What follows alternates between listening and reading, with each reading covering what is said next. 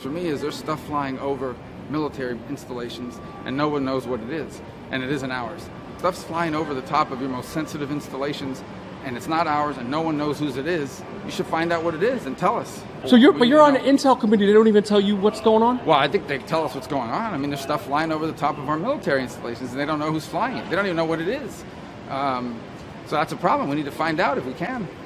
I interviewed Gordon Cooper, Mercury astronaut Gordon Cooper, back in the 90s. Cooper said on camera that there was a landed UFO at circa 1957 at Edwards Air Force Base. His camera crew captured the filming of this object, and he presented this to the higher-ups, and eventually a courier jet came in from Washington. He handed the footage over, which was good. He viewed it. That's the last he saw of it. Exactly. Did you know where that footage went of the flying saucer that landed on the tarmac? Went to Washington, that's all that I know. Did you ever keep in touch with anybody about it or discuss it? How would I keep in touch with anybody about it?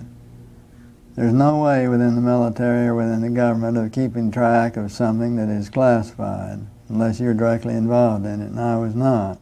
Did you try to go after stuff like this? We did. We have. It's there. We know there's stuff like that there. So here's something else. Are you saying that there's some evidence that's still hasn't seen the light of day? I'm saying most of it hasn't seen the light of day, and we need some help from the Pentagon and others who are been dragging their heels on this for decades. Not this alone, but the whole program alone. That's why you see people who've quit, who've left these intelligence agencies, left the military, because they know there's something to study, and the federal government is afraid to do anything.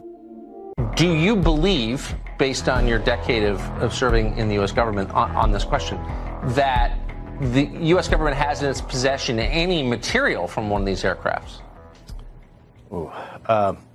I do, yes. All right. Well, we have a lot more to find out, and I'm very glad that you came on our show tonight. Thank you for having me. Thanks. Yes, sir. What was the question? Does the U.S. government have material? And what was your answer? Yes.